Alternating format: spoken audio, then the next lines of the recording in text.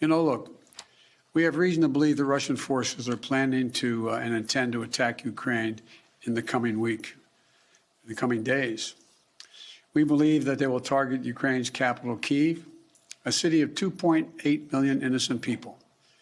We're calling out Russia's plans loudly and repeatedly, not because we want a conflict, but because we're doing everything in our power to remove any reason that Russia may give to justify invading Ukraine and prevent them from moving.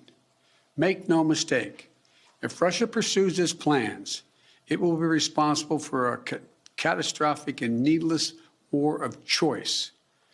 The United States and our allies are prepared to defend every inch of NATO territory from any threat to our collective security as well. We also will not send troops in to fight in Ukraine, but we will continue to support the Ukrainian people.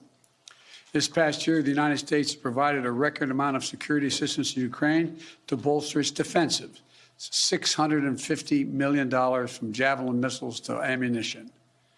We also previously provided $500 million in humanitarian aid and economic support for Ukraine.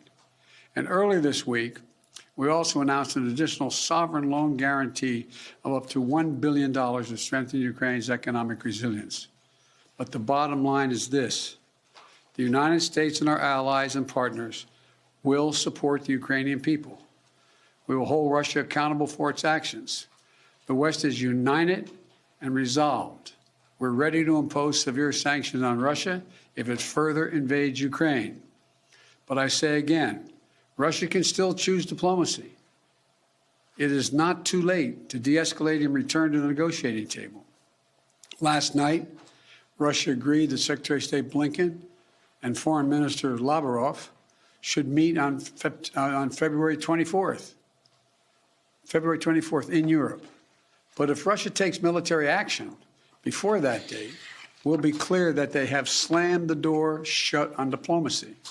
They will have chosen war, and they will pay a steep price for doing so, not only from the sanctions that we and our allies will impose on Russia, but the moral outrage the rest of the world will visit upon them. There are many issues that divide our nation and our world, but standing up to Russian aggression is not one of them. The American people are united. Europe is united. The transatlantic community is united. Our political parties in this country are united. The entire free world is united. Russia has a choice between war and all the suffering it will bring, or diplomacy that will make a future safer for everyone. Thanks for watching our YouTube channel. Follow today's top stories and breaking news by downloading the NBC News app.